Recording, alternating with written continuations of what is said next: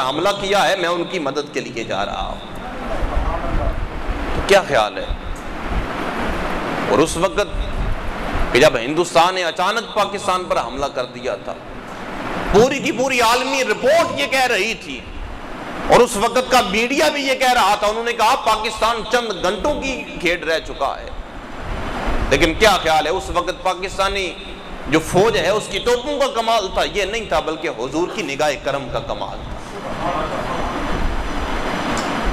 کہ پاکستان سے 3 گنا بڑی فوج تھی، اور کہتے ہیں کہ انہوں نے 3000 ٹینکوں کو ایسے جوڑا ہندوستان نے، اور انہوں نے کہا کہ ہم جناب یہ اس طرح لے کر جائیں گے کہ پاکستان کا جو شہر لاہور ہے نا، یہ ملیا میٹ ہو جائے گا۔ لیکن انہیں پتہ نہیں تھا یہاں پر داتا علی حجویری لیٹا ہوا ہے۔ بعد میں ان کے ایک پائلٹ کا انہوں نے انٹرویو لیا، انہوں نے کہا تمہیں تو کہا تھا کہ جو راوی پل ہے وہاں پر جا کر تم نے میزائل پھینکنے ہیں، تو تم نے کیوں نہیں پھینکے؟ اس نے کہا پھینکنے کیا تھے، مجھے جو نقشے کے اندر راوی کا پل دکھایا گیا تھا وہ ایک تھا، لیکن جب میں راوی کے پل پر پہنچا، اس نے کہا مجھے ایک پل نہیں، مجھے 7 پل نظر آ رہے تھے، میں نے ہر پل کے نیچے سے چکر لگایا، لیکن مجھے نظر ہی نہیں آیا، مجھے سمجھ نہیں آئی کہ کس پر حملہ کروں۔ ان کے ایک جو پائلٹ ہے اس کا جو ٹینک کا تھا نا، اوپر ڈرائیور بیٹھا ہو، اس سے یہ پوچھا گیا، اس سے کہا کہ تم نے تو کہتا ہو کہ میں نے بڑے حملے کیے ہیں، لیکن پھر معاملہ کیا بنا؟ اس نے کہا میں کیا دیکھتا ہوں، میں جب بھی حملہ کرتا ہوں سامنے کوئی بزرگ شخص کھڑا تھا، وہ اس بم کو پکڑتا تھا، پکڑنے کے بعد وہ دریا راوی کے اندر پھینک دیتا تھا۔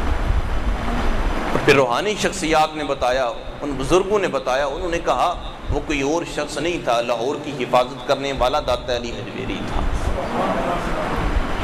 جس وطن پر اتنے بزرگوں کی نگاہ کرم ہو تو کیا خیال ہے پھر اس وطن کو کوئی مٹا سکتا ہے؟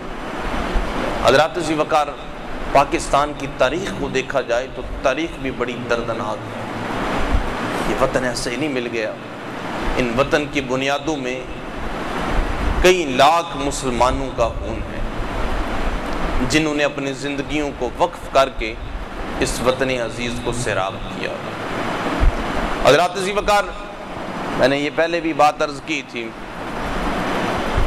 کہتے ہیں کہ ایک شخص اپنی بات سنا رہا تھا، اس نے کہا کہ جب ہجرت کا وقت آیا نا تو ہم ہندوستان سے پاکستان کی طرف ہجرت کر رہے تھے، تو اس وقت ہمارے پیچھے سکھ پڑ گئے، اور سکھوں نے ہمیں مارنا چاہا، تو ہم نے جو کماد کی فصل ہے اس میں ہم نے جا کر پناہ لی۔ وہ کہتے جب ہم نے کماد کی فصل میں پناہ لی نا تو ہم 40 سے 50 لوگ تھے، اور وہاں پر 2 سے 3 مہینے کا ایک بچہ تھا جو بار بار روئے جا رہا تھا گرمی کی شدت کی وجہ سے۔ اب سارے کے سارے وہ 40-50 لوگ اس کی ماں کی طرف دیکھ رہے تھے کہ یہ بچہ تو ہمیں پکڑوا دے گا، مروا دے گا۔ اب اس وقت کی جو ماں تھی اس نے وطن عزیز کے لیے بچے کے گلے کو دبا کر بچے کو جام شہادت نوش فرما دیا۔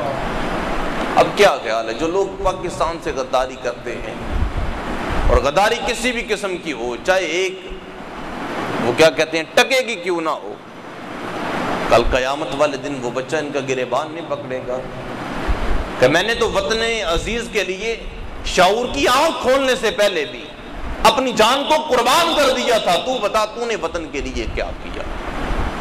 حضرات ذی وقار، اسی طرح ایک شخص کہتا ہے، وہ کہتے ہیں ہمارے پیچھے جب سکھ لگے تو وہ کہتے ہیں میں نے دیکھا کہ دریا کے اندر کتنے لوگ تیر رہے ہیں۔ اس نے کہا میں نے ایک لکڑی پکڑی، اسے دریا میں پھینکا، میں بھی اس کے اوپر گرا تاکہ اسی کے سہارے میں دوسرے کنارے چلا جاؤں۔ وہ کہتا ہے جب میں نے دیکھا کہ دائیں بائیں لوگ تیر رہے ہیں، جب میں نے غور و فکر کیا تو وہ جو تیرنے والے لوگ تھے وہ زندہ نہیں تھے، ان کی لاشیں تیر رہی تھیں۔ کتنے لوگ ایسے ہیں کہ جنہوں نے، اور ایک رپورٹ کے مطابق 30 لاکھ لوگ ایسے ہیں کہ جنہوں نے وطن عزیز کے لیے اپنی جانوں کے نذرانے پیش کیے۔ حضرات ذی وقار، پھر ایک واقعہ ملتا ہے کہ ایک فوجی سرحد پار کر گیا، اور جب اس نے سرحد پار کی تو اس وقت کے جو بارڈروں کے قریب مکانات ہوتے ہیں وہاں پر ایک شخص نے اسے پکڑا، اور پکڑنے کے بعد اپنے کمرے میں قید کر دیا گھر کے اندر، اور اسے کہا کہ صبح جب ہوگی تو میں اپنی فوج کے حوالے تمہیں کر دوں گا۔ اب فوجی کہتا کہ میں رات کے وقت جب اندر تھا نا تو ایک عورت آئی اور آ کر مجھے بڑی غمناک نظروں سے دیکھ رہی تھی۔ اس نے کہا تم پاکستانی ہو؟ میں نے کہا میں پاکستانی ہوں۔ اس نے کہا کہ ہم نے تمہیں اس لیے وطن دیا تھا کہ تم وہاں جا کر دہشت گردی کرو۔ اس نے کہا اول تو بات یہ ہے کہ میں دہشت گرد ہوں نہیں، اور دوسری بات یہ ہے کہ تمہیں ہم سے ہمدردی کیسی ہو گئی؟ جو سکھوں نے ہمارے ساتھ سلوک کیا تھا وہ ہم بولے تو نہیں؟ اس نے کہا بات تمہاری بھی درست ہے۔ جب ہندوستان سے لوگ ہجرت کر کے پاکستان جا رہے تھے تو اس وقت کئی عورتوں کو سکھوں نے پکڑ لیا تھا، ان سے زبردستی شادی کر لی تھی۔ اس نے کہا کہ ان بدبختوں میں ایک بدبخت میں بھی، آج میں اس سکھ کے بچوں کی ماں بھی ہوں، لیکن کہا اس کے باوجود آج میں مسلمان بھی ہوں۔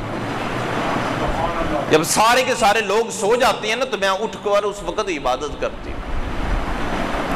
اور اس نے کہا کہ میری اگر تمہیں یہاں سے موقع مل گیا، تم پاکستان چلے گئے، تمہاری ضمانت ہو گئی، تو اس نے کہا پاکستانی قوم کو میرا یہ پیغام دینا کہ یہ وطن عزیز اتنی مقدس سرزمین ہے کہ میرے بچوں کو اگر بخار بھی ہو جائے تو میں پاکستان کا نام لے کر دم کرتی ہوں، اللہ شفا عطا فرما دیتا ہوں۔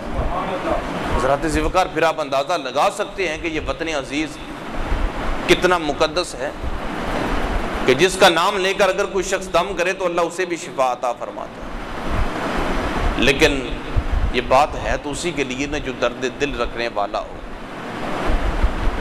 جو اپنے اندر سینے کے اندر کوئی درد محسوس کرنے والا ہو۔ حضرات ذوالفقار آج کے اس دور کے اندر ہم یہ دیکھتے ہیں کہ کچھ لوگ ایسے ہیں جو اپنی پارٹی کی خاطر اپنے سگے بھائی کو ناراض کر دیتے ہیں، اپنے ان سیاسیوں کی خاطر اپنے عزیز رشتہ دار کو منہ نہیں لگاتے، اور کر اس شخص کے لیے رہے ہوتے ہیں کہ جو انہیں جانتا تک نہیں ہے۔ اور آپ کو یہ بھی بات بتاتا چلوں، آج کا کوئی بھی سیاسی لیڈر ہو، میرا کسی جماعت سے کوئی تعلق نہیں، جب بھی کوئی شخص بیمار ہوتا ہے آپ جانتے ہیں کہ یہ علاج کروانے باہر چلے جاتے ہیں، لیکن قربان جائیں اس شخصیت پر کہ جس کو ایسی بیماری لگ گئی کہ ڈاکٹر نے کہا تھا کہ آپ چند دنوں کے مہمان رہ چکے ہیں، لیکن اس شخص نے اپنی سگی بہن کو بھی بتایا نہیں۔ میں بات کر رہا ہوں حضرت قائد اعظم محمد علی جناح رحمۃ اللہ تعالیٰ علیہ۔ آپ نے ڈاکٹر سے بھی کہا کہ تم مجھ سے وعدہ کرو یہ بات کسی کو بتاؤ گے نہیں، اور اگر یہ بات نکل کر میرے دشمن تک پہنچ گئی تو کہیں یہ نہ ہو کہ پاکستان نہ بن سکے۔ یہ اس شخصیت کی بات کر رہا ہوں کہ انہوں نے کس قدر قربانیاں دی، اپنی جان کا نذرانہ بھی اس ملک کے نام کر دیا۔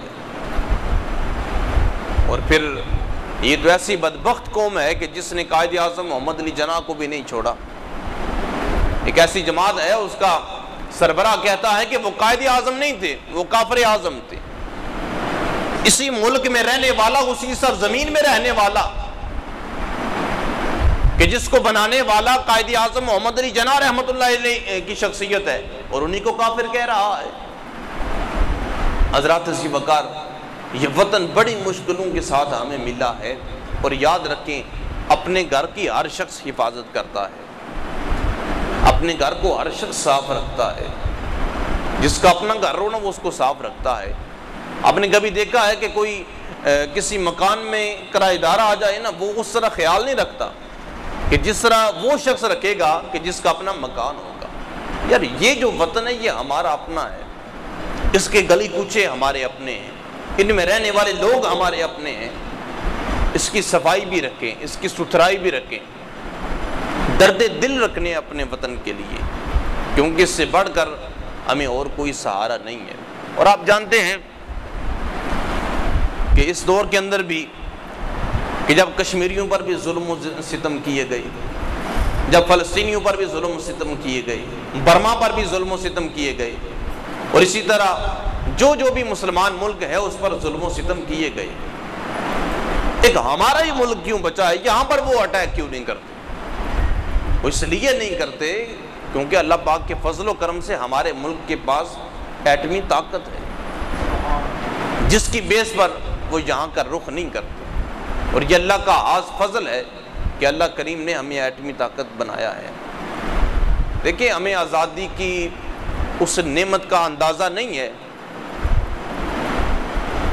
کہ جس طرح ان لوگوں پر ظلم ہو رہا ہے کہ جن کو یہ آزادی کی نعمت میسر نہیں آئی۔ آپ کبھی دیکھیں نا کشمیریوں کی طرف کہ جن کی بیٹیوں نے وہاں دیواروں پر لکھا تھا کیا محمد بن قاسم اب آنے والا نہیں؟ جب برما پر ظلم و زیادتیاں ہو رہی تھی تو انہوں نے اپنی دیواروں پر لکھا تھا کہ کیا صلاح الدین ایوبی نہیں رہا؟ فلسطین کی بچی کی وہ بات مجھے نہیں بولتی، اس نے کہا میں خدا کے پاس جا رہی ہوں زخمی حالت میں، اس نے کہا میں جا کر خدا کو بتاؤں گی کہ پوری کی پوری قوم اور پوری کی پوری امت مسلمہ کی میں شکایت لگاؤں گی، کوئی بھی ہمیں بچانے نہیں آیا۔ آزادی کی نعمت ان سے پوچھو نا کیا ہوتی ہے۔ آج ہم تو اپنے گھروں میں بیٹھے ہیں، بڑے آرام و سکون کے ساتھ بیٹھے ہیں، اور ہمیں اس چیز کی قدر نہیں ہے۔